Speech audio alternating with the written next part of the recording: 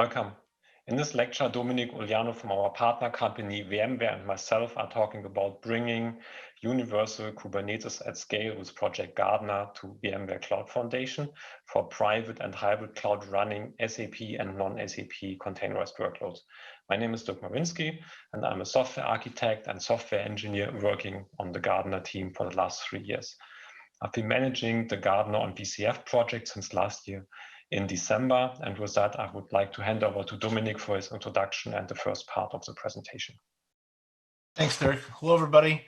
Again, I'm Dominic Uliano from VMware. I manage the alliance between SAP and VMware, and I've had the privilege of working with the SAP team on the Gardener on VCF project since last December as well. And looking forward to giving you guys an update about this. So let's start with really the problem statement at hand that faced VMware and SAP. And that was, how do we prepare ourselves for a new paradigm that's been coming out, which is really containerized apps, microservices, and of course, Kubernetes. And how do we build a joint development project that can leverage both of these capabilities, both from where SAP is going and of course where VMware is going as well. So part of our problem statement had to address both the private and hybrid cloud. So this joint solution that VMware and SAP have been working on needs to enable customers to work both in a private cloud, a hybrid cloud, and really across multi-clouds for this solution. It, of course, has to be scalable, right? So we need a solution that can be both horizontally scalable, so add additional infrastructure, physical infrastructure, virtual infrastructure, but also allow it to be auto-scalable, which is what Kubernetes and Gardener can do. And we need to enable that from an IaaS point of view. So it needs to be scalable, run across the private and hybrid cloud. And of course, TCO, right? The one thing that's really important is that our customers have to run and operationalize this environment. And we've historically addressed TCO in a operational efficiency and a leveraging and getting better use of our hardware. What Gardener and Kubernetes and VCF can do together is actually address TCO in a whole new dimension, and that's really around developer operations and agile deployment of applications. So it's fairly new for us, but it's a new way of adding even additional TCO for our customers. And of course, it has to be secure. The Gardener integration into VCF actually introduces a 3-persona model, right? So we've got the typical VI admin, the VMware administrators. We have the developers, right, that we now need to work with collaboratively. And of course, you have the application owners themselves. With all of these parties leveraging this one single integrated environment, it's got to be secure by default. So that's something we focus very intently on. And of course, and we're not going to go into too many details about the actual workloads will be on this environment today, but overall, it's really to help run SAP services and applications within the intelligent enterprise. And we do this with 3 main components: VMware Cloud Foundation, Kubernetes, and SAP Project Gardener. So for those of you that are maybe fairly new to Kubernetes, I'd like to talk to you about what Kubernetes can actually bring from a value add perspective, right? SAP and VMware are both embracing Kubernetes, but in different ways.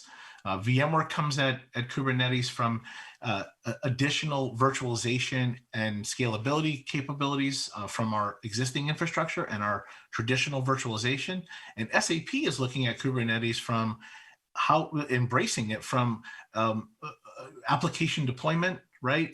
Enable to bring applications faster to the market, helping customers leverage these applications, and of course, taking care of developers and bringing them into the equation. So what can Kubernetes actually do for our customers? Well, number one is it allows much more distributed development. Those of you that have worked on a traditional SAP environment know that we have a shared monolithic development environment today in the traditional SAP world. Well, that's changing. That's changing very rapidly, and it's changing and is being enabled by Kubernetes. It allows distributed development. It allows rapid deployment and agile deployment, right? So for example, we have Airbnb listed here that's doing roughly 500 deploys a day Imagine doing that on a traditional environment today. It's just not possible or practical. And Kubernetes enables this. Around IT cost optimization, TCO, we talked about this a minute ago, but really we provision intelligently, right? We provision on demand. So nice thing about Kubernetes and what Gartner can do with Kubernetes is it can auto scale, it can auto descale, and get much better utilization of the infrastructure, even better than traditional virtualization can do, which is really substantial because virtualization already takes good advantage of the hardware.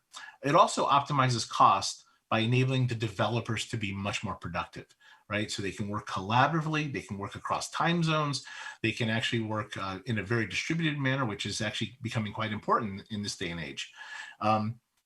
Scalability and availability. Now, we know that VMware actually has quite a resilient platform, but Kubernetes actually takes it one step further. Kubernetes, because of the way it gets deployed in a distributed manner, it can run homogeneously across all different types of clouds. This creates an incredibly resilient and available environment. In addition, it can scale on demand, which is very, very important in today's day and age. Most importantly, and this is what we're hearing from our customers, is it's truly multi-cloud. And this is, I think, one of the most exciting things about Kubernetes and the Gartner and VMware work that we're doing today, is that it's truly a multi-cloud solution, and with a common cloud fabric that spreads across all of these clouds. So let's talk about what we're going to cover in today's session here at TechEd. First, we're going to just dive into VMware Cloud Foundation and the work we're doing with Gartner. But to understand what we're doing with Gartner, we have to give you some basics with VMware Cloud Foundation. Then Dirk is going to start to give you an overview on Gartner and even deep dive. He even has a demo to show everybody, which is actually quite good. And then we'll bring it back and talk about Gartner on VMware for the private cloud, as well as talk about how we're doing some of this integration with Gartner. So let's start talking about VMware Cloud Foundation. We call it VCF for short. For those of you that maybe are not familiar with VMware Cloud Foundation or VCF, it is built actually, it's a further extension of our software-defined data center. So software-defined data center from VMware has been around for about 7 or 8 years now. It's a fairly widely adopted technology, and VCF builds upon this. Now, VCF, one of the ways we do build upon it is that we've introduced some new logical constructs in VCF that are not present in the SDDC. In the SDDC, we had physical constructs such as vSphere clusters or vSAN clusters. And for VCF, we've actually built a logical construct called a domain. And we have 2 types of domains here. We have management domains and workload domains. Now, why is this important in relation to the work we're doing with Gartner and the SAP workloads that are going to go on top of it? Is that workload domains, being logical constructs, can be tailored to a particular workload. So in our case, we could run heritage SAP applications. We could run the new SAP applications on top of Gartner. We could even create a domain for HANA. And these would all be contained in separate, logically separated workload domains that we have. We can even put other things in these workload domains, but they're logical constructs that we use to segregate applications and functions, et cetera, within a VCF cluster. Now, we also have what's called a management domain, and the management domains are pretty much what the title implies. They are the command domain of the workload domain. So they actually do all of the management and control, and even things such as lifecycle management, security, and other things are driven out of the management domain. So moving on, let's deep dive a little bit into the workload domain itself. It's got 3 main components, which most people in the VMware world should be familiar with, and that is it's got vSphere, which is essentially our hypervisor, and it manages our compute. We have vSAN, which is our software-defined storage, and we have NSX, which is our software-defined networking. Now, this is what we call the VCF construct. Okay, a VCF construct are those 3 components, along with something called the SDDC manager and the lifecycle manager. That's what makes a VCF construct. Now, why did we utilize this type of construct for the project we're doing with SAP. And that's because of the way Gartner works. Gartner requires programmable infrastructure. It also requires, and as part of that programmable infrastructure, it needs compute, storage, and network available to be dynamically provisioned and managed as Gartner requires. So when we looked at the requirements for this joint development project, we came to a very quick conclusion that VCF is probably our best construct to actually meet the problem statement that we talked about earlier in this presentation, and that is hybrid private cloud. VCF works across those very well.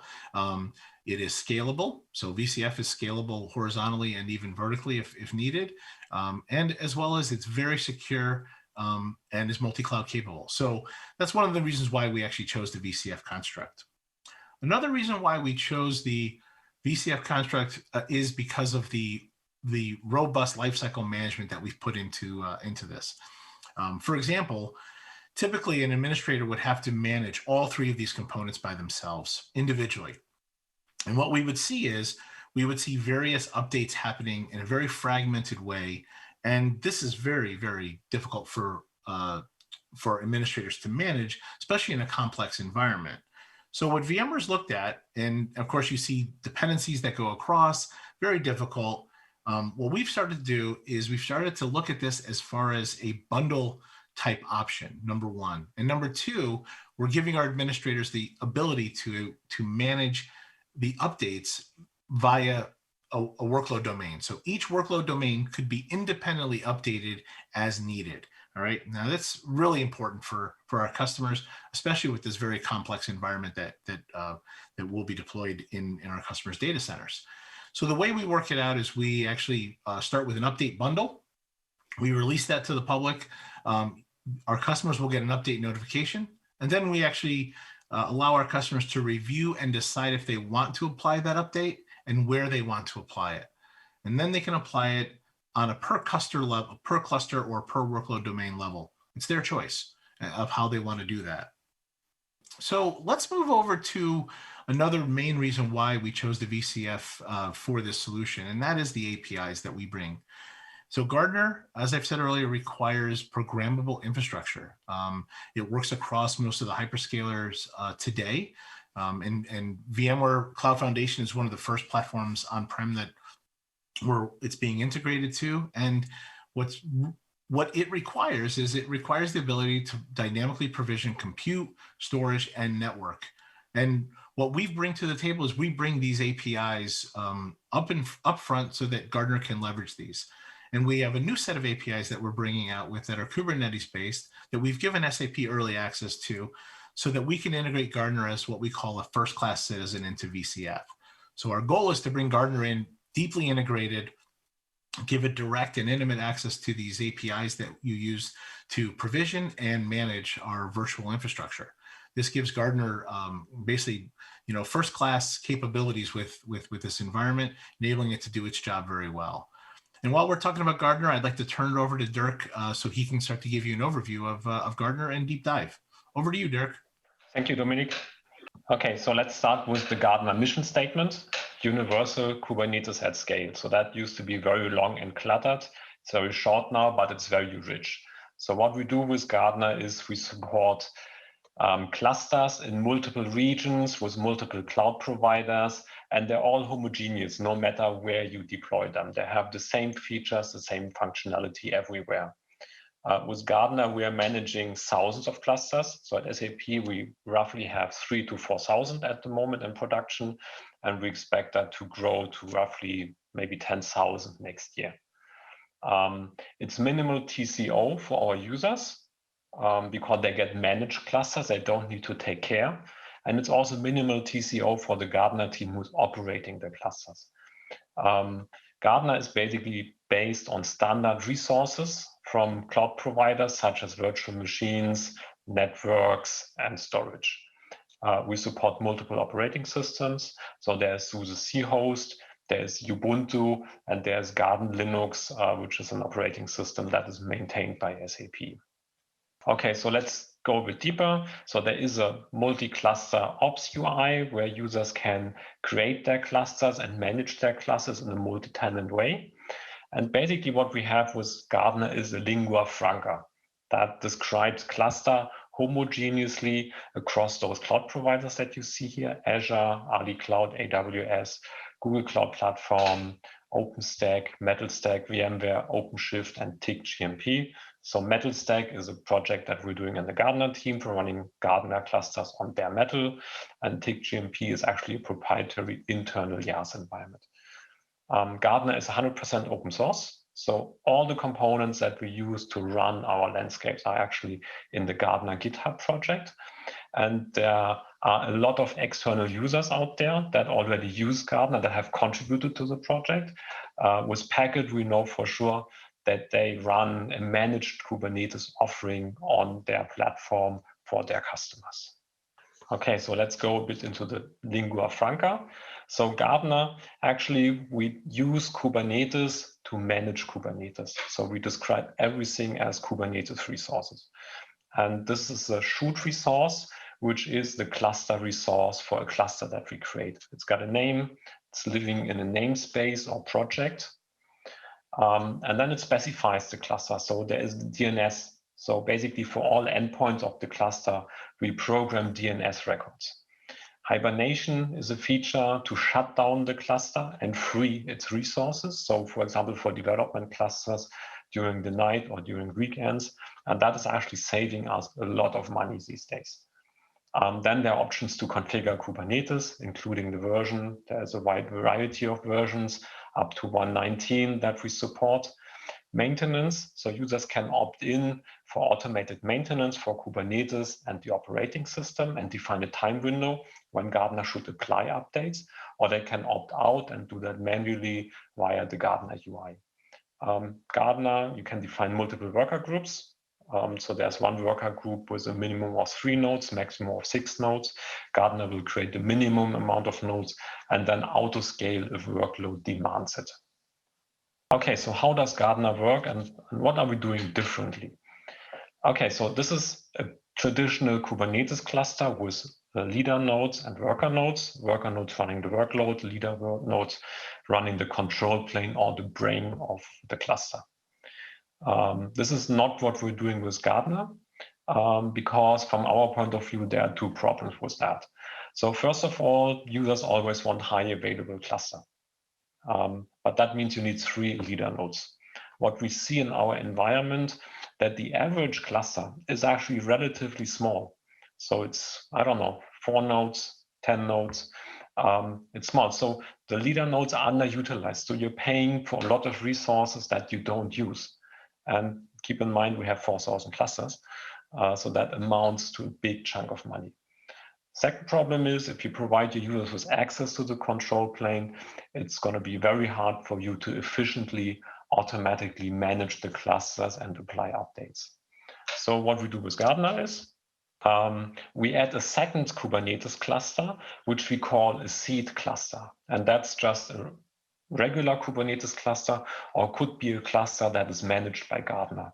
And what we do then is we move the control plane from the Kubernetes cluster over to the seed cluster. And basically here, we're using Kubernetes to manage Kubernetes. We're using Kubernetes to manage the control plane. And the cluster on the right side, we call shoot cluster. And this is why we call the resource the shoot cluster. And in the seed cluster, it will be efficiently managed. It will be scaled if the cluster grows. It will be scaled down when the cluster gets smaller. And of course, we do that for a whole lot of control planes in the seed cluster, managing a lot of shoot clusters. Then to the left, we have the Gardener component. The Gardener component is again a Kubernetes application, and that is running in its cluster. And the infrastructure that it can be running on, it's like our own SAP proprietary infrastructure. It can run on VCF, and it actually can run on any of the supported cloud providers.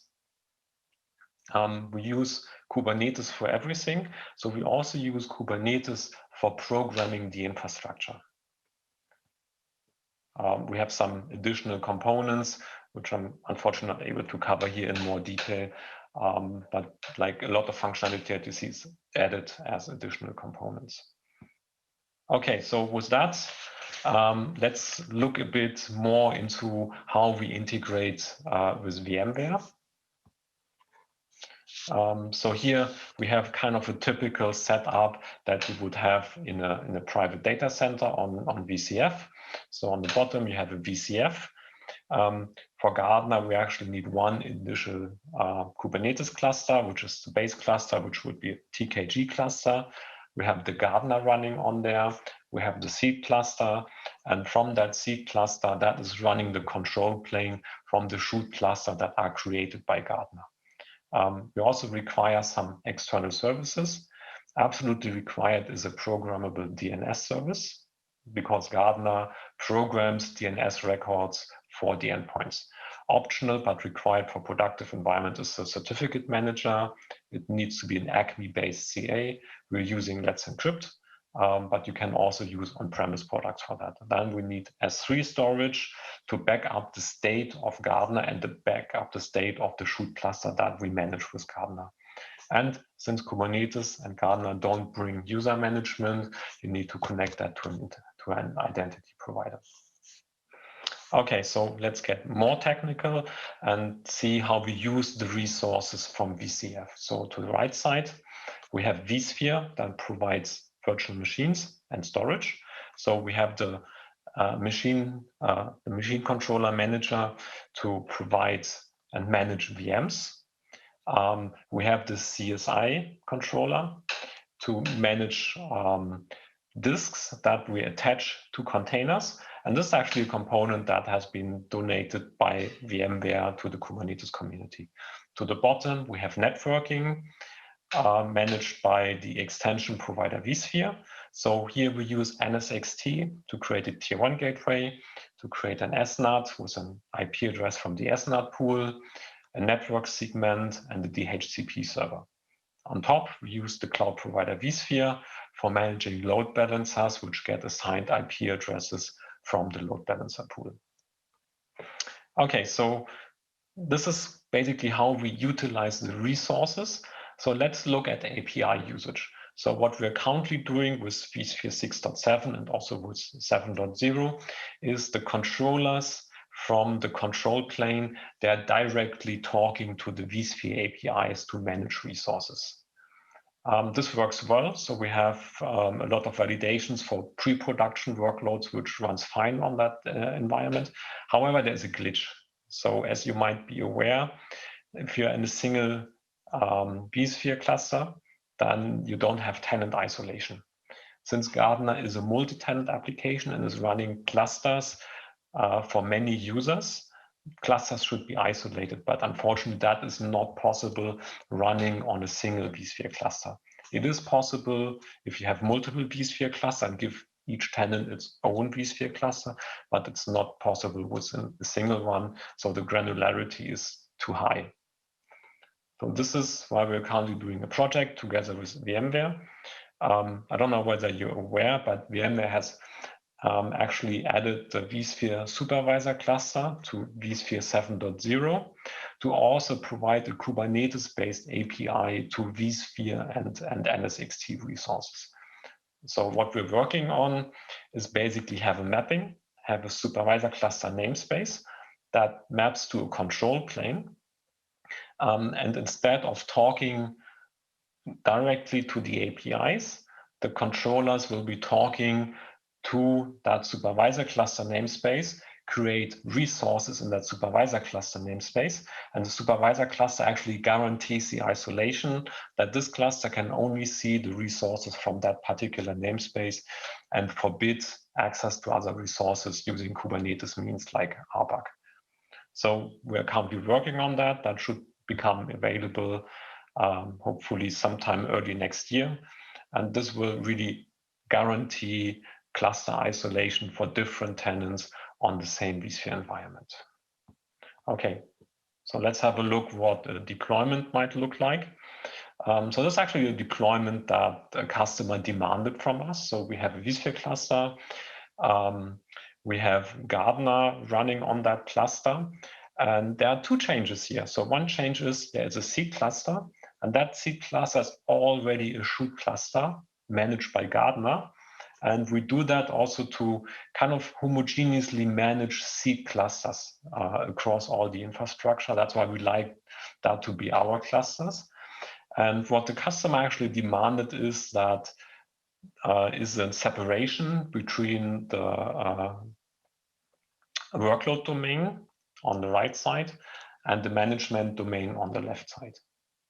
So just to make sure users don't get into some stuff that they are not supposed to. Okay, so let's move on to hybrid cloud. So I've basically moved the picture to the right side. And now assume you have more workload than you can cover, or you have workloads that you want to run in some particular region with a public cloud provider. So what you can do is you can set up an infrastructure there, for example, in Microsoft Azure, create a seed cluster there, and then actually create shoot clusters that have their control plane managed in that seed cluster.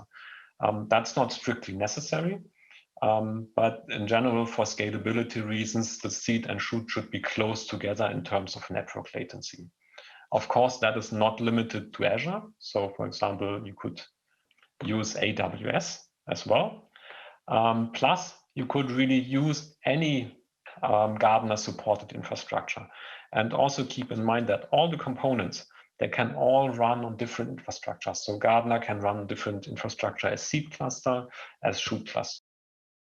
Okay, and with that, we would like to show a demo, the whole live in action for the hybrid cloud scenario. This is the Gardener dashboard for a Gardener that we have installed on our SAP internal vSphere landscape. So with login, I log in with my SAP single sign-on user, and I see my project demo. So I can only see the projects that I'm a member of and that I'm allowed to see and access clusters. And we have one cluster in that project named demo. So let's have a look at the cluster. And I will focus on some aspects only because there is a high number of settings that we have for clusters. So the name is demo. The Kubernetes version is 1.19.2. These are the worker groups. So we have one worker group. We can have multiple worker groups with different types and different sizes of machines. It's been created by me. The infrastructure is our vSphere Stellar environment. The seed cluster, we have a seed cluster on that environment, is vSphere STE that was selected by Gardener for that shoot cluster. There are pod ranges, node ranges, and service CIDR ranges that can be configured for the clusters. There are some lifecycle tasks like hibernation. Hibernation means we delete all the resources except the volumes of the clusters to save resources and to save cost.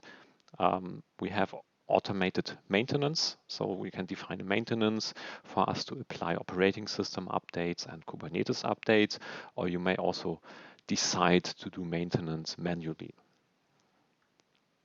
To the right side, we can download the kubeconfig to access the cluster via kubectl, and there is access to the control plane and the cluster in the browser. The status is it's succeeded, it's running, all the components, API server, control plane, node state nodes, and system components are healthy. There's a Grafana dashboard and a Prometheus. So this is the UI part. In Gardener, we do everything via API. And that is actually the shoot resource that describes the whole cluster in detail. And that's much more rich in description compared to what we can actually show in the dashboard. So here in the metadata, you see the cluster name is demo, and it's in the namespace Garden Demo, which is the demo project. So let's go back to the cluster overview, and you might need another cluster. So you would just say, okay, with plus, you select the vSphere landscape. Let's call it demo 2. Take the default selected Kubernetes version. select the cloud profile, which is Stellar. Define worker pool, so you can add more worker groups. And yeah, let's say we want some bigger machines with 32 gigabytes of memory. Define maintenance window and define a hibernation schedule when clusters are actually automatically hibernated. So when I create the cluster, it takes roughly 5 to 10 minutes to create all the resources in the Stellar environments, the VMs, to bring up the cluster. So since the demo is short, we'll not do that here. So we cancel the cluster creation. And now let's assume we want to create a cluster on a different environment. So we need a cluster, for example, on AWS. So we would add the cluster here, select AWS. Let's call it demo minus AWS. Leave all the defaults untouched. There is a secret that we have maintained for AWS. Worker pools. Okay, so let's take some larger machines. And we also wanted to scale to 10 nodes if the load demands it. Let's keep all the defaults untouched, the maintenance window and hibernation schedule. And again, here that will take, depending on the time of day and the day, 3 to 10 minutes. So let's jump to a cluster that we already have created. So I have a different project here, which is called Demo AWS. And I have a cluster created here on AWS. It's healthy. And if I look at the details, I see here that we have a different infrastructure on AWS in region EU West 1 and EU West 1A zone. We can also span clusters across multiple zones in these environments. And with that, I conclude my demo. So I hope the demo was enlightening. We're doing this for more than 2 years in production, and we're adding VCF support for that right now. Okay, so let's look on how we're getting Gardener to the private cloud. So first of all, we have the Gardener community installer. It's part of the Gardener GitHub project, Garden setup. It requires VMware Cloud Foundation 4.1, or it also works with VCF 6.7 and NSX 2.5, and has some of the requirements that I outlined before. There are 2 drawbacks with that project. So first of all, it's only possible to install a Gardener landscape, but not to manage it, not to update it. And secondly, it's still kind of not fully integrated with VCF. So the first problem, we're currently working on a Gardener product, which is basically an operator which manages Gardener and automatically applies all the updates and does the maintenance for the Gardener itself. For the second aspect, the VCF integration, I'm handing over to Dominic. Thanks, Dirk. So really just talk about 2 things briefly. Number one is on the architecture on the left is a high-level architecture about how we're integrating Gardener into VCF and making it a first-class citizen. As Dirk said earlier, utilizing the supervisor cluster in vSphere 7 allows it to have direct access to our Kubernetes-based APIs to provision compute, storage, and network so that Gardener can do its functions. By doing that, we also are planning to enable, and again, it's a future roadmap, but we're trying to enable Gardener to be accessed and administered through a VCF service plugin, make it part of our services framework. As you can see, we have it as a component that could be registered, and then you can use it through the vSphere client. I would like to spend just a few minutes to talk about the lab. A lot of you may be thinking, hey, I want to get started on this, and what kind of lab environment do I need? And I'll talk briefly about this, right? So when we acquired, VMware does, we acquired this hardware. We have it running inside of SAP's data center for this joint development project. And really it consists of 12 hosts, 4 hosts for the management domain, 8 hosts for the workload domain. It's based off of Intel Platinum CPU, and you'll see on the management domain, we have roughly about 1 terabyte of memory for the management servers, and 1.5 terabytes for the workload domains. You'll see that we're using relatively high-end storage, right? SSD and NVMe, and quite a bit of storage, right? You'll see we have about 15 terabytes per server on each of the management hosts and just under 30 terabytes per host for the workload, right? Now, I want to be clear, and let's talk about the network first, but we also have really a whole bunch of network in there as well. We have 25 gig and 40 gig ports that we're using today. So a couple of things that want to keep in mind is Gartner is workload dependent. So Gartner itself does not need all of this hardware, but the workloads that we'll be putting on this platform as part of the joint solution, which unfortunately we're not really able to talk about today, that is what we've actually sized this environment for. So to be clear, Gartner is not driving all of these hardware requirements. I think Gartner can run quite a much smaller environment if needed, because it is workload dependent. And with that, I'm going to turn it back over to Dirk to wrap it all up for us. Over to you, Dirk. Thank you, Dominic. Okay, so I would like to close with a very simple and very short message. Gartner stands for Universal Kubernetes at Scale, for private cloud, public cloud, multi-cloud, and hybrid cloud. This means homogeneous clusters across all the supported infrastructures, thousands of managed clusters with minimal TCO for both users and operators. And with Gartner on VCF, we bring that capability that we're actually developing for a couple of years to VCF. This concludes our presentation. I hope you enjoyed it, and I hope that has arisen your interest. If it has, you may follow up with us, so you find our email addresses and contact information at the end of the presentation. There are a couple of references, so I would like to hint to 2 more TechEd sessions that we have, a workshop on Gartner and a Gartner presentation, as well as a lot of links for Gartner. I also don't want to close without recommending to you to continue your learning experience from TechEd in 2020, your exclusive path to build and maintain SAP solution skills anytime, any place. And with that, thank you for attending the session.